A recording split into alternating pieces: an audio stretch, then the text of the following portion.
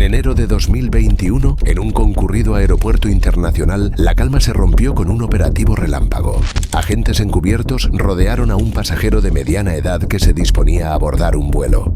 Sin resistencia, el hombre fue esposado y escoltado por policías armados a plena vista de todos. Era el arresto de Che Chi-lop, el fugitivo apodado El Chapo de Asia, señalado como líder de The Company, una red criminal que dominaba un mercado de drogas ilegales valuado en unos 70.000 millones de dólares. Este discreto hombre de 57 años, nacido en China pero nacionalizado canadiense, figuraba entre los más buscados del mundo y finalmente caía en manos de la ley. La captura del misterioso capo desató el capítulo final de una persecución de más de una década. Para entender su ascenso, hay que remontarse a sus orígenes. Che Chi-lop nació en la provincia china de Guangdong durante los convulsos años de la Revolución Cultural. En medio del caos, un grupo de antiguos guardias rojos fundó una organización criminal llamada Big Circle Gang, y Che se unió a sus filas en su juventud. Buscando nuevos horizontes para sus actividades ilícitas, emigró primero a Hong Kong y luego, en 1988, a Canadá. En América del Norte continuó ligado al tráfico de drogas. Para finales de los años 90 ya era un miembro de rango medio en una red de contrabando de heroína desde el Triángulo de Oro del sudeste asiático. En 1998 todo se vino abajo momentáneamente. Fue arrestado y condenado en Estados Unidos por conspiración para importar heroína, enfrentando una posible cadena perpetua. Arrepentido, pidió clemencia al juez, alegando que cuidaría de su familia y hasta prometiendo abrir un restaurante. Sus súplicas surtieron efecto y recibió una sentencia reducida de 9 años de prisión, de los cuales pasó buena parte en una cárcel federal de Ohio. Che recuperó su libertad en 2006 y regresó a Canadá bajo libertad supervisada. Oficialmente tenía la oportunidad de empezar de cero, pero la tentación del narcoimperio fue más fuerte. En los años siguientes volvió al negocio de las drogas, retomando donde lo dejó. Para 2011, él y su esposa registraron una empresa en Hong Kong, China Peace Investment Group, que sería la pantalla de sus nuevas operaciones. Con contactos frescos en la China continental, Hong Kong, Macao y el Triángulo de Oro, Che tejió una red más ambiciosa que nunca. Adoptó una estrategia innovadora para atraer clientes criminales. Si un cargamento suyo era interceptado por la policía, él lo reemplazaba sin costo o devolvía el dinero. Esta política de garantía total encantó a los distribuidores de droga en la región, que minimizaban pérdidas, a la vez que planteó un problema inesperado para Che. Sus envíos gratis por incautaciones comenzaron a dejar un rastro visible para las agencias antidroga. Pronto, diversas incautaciones azarosas de metanfetamina en países distintos empezaron a conectarse con un mismo proveedor generoso en reponer la mercancía perdida. A medida que la década de 2010 avanzaba, Che Chi-lop consolidó un imperio criminal sin precedentes en Asia. Logró algo impensable: unir bajo una misma bandera a 5 grandes mafias que solían ser rivales encarnizados. Triadas de Hong Kong y Macao, las temibles 14 Key, Wo Xingwo y Sun Ji-on, la pandilla Big Circle y hasta la mafia taiwanesa Bamboo Union dejaron atrás viejas disputas y firmaron una tregua para colaborar. Nacía así la supersindicatura conocida internamente como The Company. Con la paz establecida entre esos grupos, las rutas de la droga se expandieron como nunca antes. TSE y sus aliados impulsaron la producción industrial de metanfetamina en superlaboratorios ocultos en la selva de Myanmar. Desde allí, toneladas de cristal inundaban mercados desde Japón, pasando por el sureste asiático, hasta Nueva Zelanda. En pocos años, el flujo de metanfetamina en la región se multiplicó por 4. La ONU estimó que en 2018 las ganancias de la organización por ventas de metanfetamina rondaban los 17.000 millones de dólares y potencialmente hasta 17.700 millones, controlando entre un 40% y 70% del mercado mayorista de metanfetamina en Asia-Pacífico. El apogeo de Samgor estaba en marcha, alimentado también por la producción y tráfico de heroína, ketamina, MDMA y cualquier droga rentable. El alcance global de la red era asombroso. Samgor operaba como una multinacional del crimen, colaborando con la yakuza japonesa, pandillas de motoristas en Australia y bandas étnicas chinas en toda Asia. Más que un cartel tradicional, parecía una corporación eficiente. Diversificó sus alianzas, minimizó guerras territoriales y reinvirtió sus enormes ganancias en nuevos envíos y en lavado de dinero a escala internacional. Se sabe que el grupo lavaba sus ingresos a través de lujosos casinos, costosas propiedades inmobiliarias y operadores de viajes VIP moviendo fortunas por distintos continentes. Las autoridades australianas estimaban que esta red era responsable de hasta 70% de las drogas que ingresaban a Australia, evidenciando su hegemonía incluso lejos de su centro de operaciones. Donde hubiera demanda de narcóticos en Asia u Oceanía, The Company proveía. Sus cargamentos viajaban ingeniosamente camuflados, paquetes de té, globos de nieve, productos de exportación legal para burlar controles aduaneros. La empresa criminal de Tse Chi Lop generaba tanto dinero que todos sus miembros estaban dispuestos a mantener la paz interna.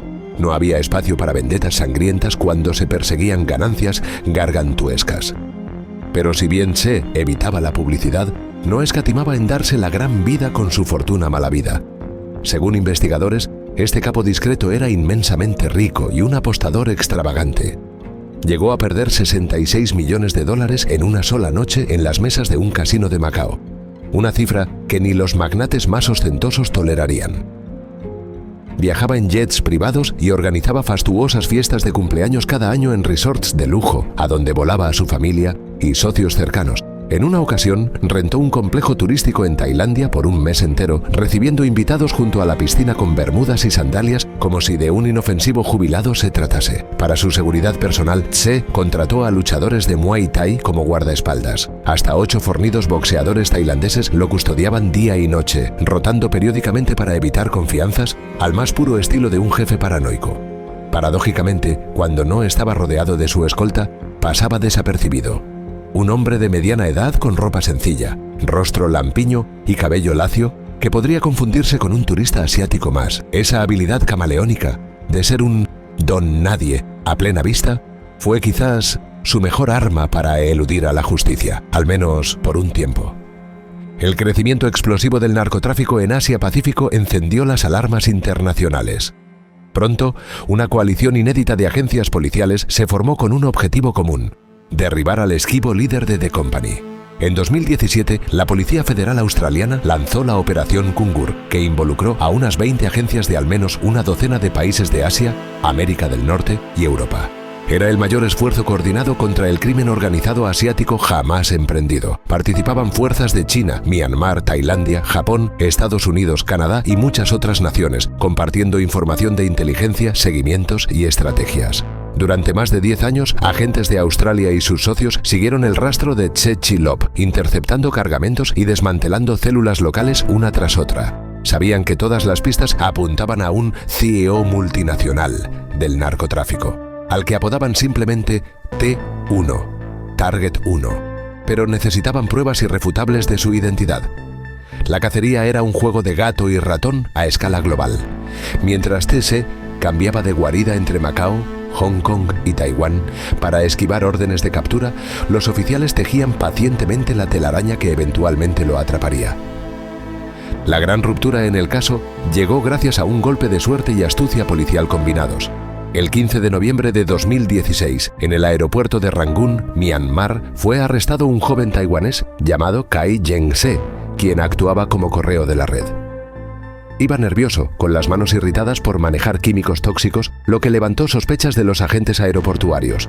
Ocultos bajo su ropa, le hallaron 160 gramos de ketamina. Al incautar sus teléfonos móviles, los investigadores descubrieron que Kai había documentado meticulosamente negocios de la organización. Tenían un Alibaba de información en la palma de la mano. Fotos, vídeos, chats, contactos, envíos. Un tesoro digital que tardarían meses en analizar. Entre esos datos destacaba una foto grupal en la que aparecía un rostro masculino familiar. Por fin ponían imagen al jefe en las sombras. Era Tse Chi Lop, reconocido por agentes que habían estudiado informes confidenciales sobre él. No solo eso, en uno de los teléfonos hallaron videos estremecedores que mostraban el método implacable de The Company para castigar a quien la traicionara. En las imágenes, que fueron descritas en juicio, 3 hombres torturaban a un individuo atado, turnándose para quemarle los pies con un soplete y aplicarle descargas con una picana eléctrica, mientras la víctima lloraba y gritaba. El desdichado admitía haber lanzado al mar 300 kilogramos de metanfetamina al creer equivocadamente que lo seguía la policía. La brutal golpiza filmada buscaba verificar su historia y de paso enviar un mensaje escalofriante a cualquiera en la red. Fallar no era una opción. Estos videos de tortura, junto con evidencia de múltiples cargamentos de droga ligados a los mismos contactos, confirmaron a las autoridades que no se enfrentaban a redes dispersas, sino a un megacártel unificado bajo un solo líder. Tras años de sospechas, la Operación Kungur tenía la certeza. Tse Chi Lop era el cerebro que habían estado buscando.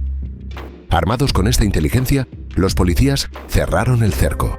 En 2019, Australia emitió finalmente una orden internacional de captura contra Tse y la Interpol difundió la alerta roja. Pero el capo no se dejó atrapar fácilmente. Se refugió en Taiwán, territorio sin acuerdos de extradición ni con China continental ni con Australia. Desde allí, observó con precaución cómo su sindicato seguía moviendo drogas a pesar de la presión creciente. Incluso la pandemia por COVID-19 poco afectó el flujo ilícito en Asia. Sabía que pisar un país equivocado podría significar su fin, así que limitó sus viajes y mantuvo perfil bajo. Aún así, la paciencia de sus cazadores eventualmente rendiría frutos. La caída de Tse Chi Lop ocurrió de manera tan rápida como discreta. A inicios de 2021, el narcotraficante cometió el error de subir a un avión comercial, confiado en que su itinerario lo mantendría a salvo. Partió de Taiwán rumbo a Canadá, pero para ello debía hacer escala en un país aparentemente neutral, Países Bajos.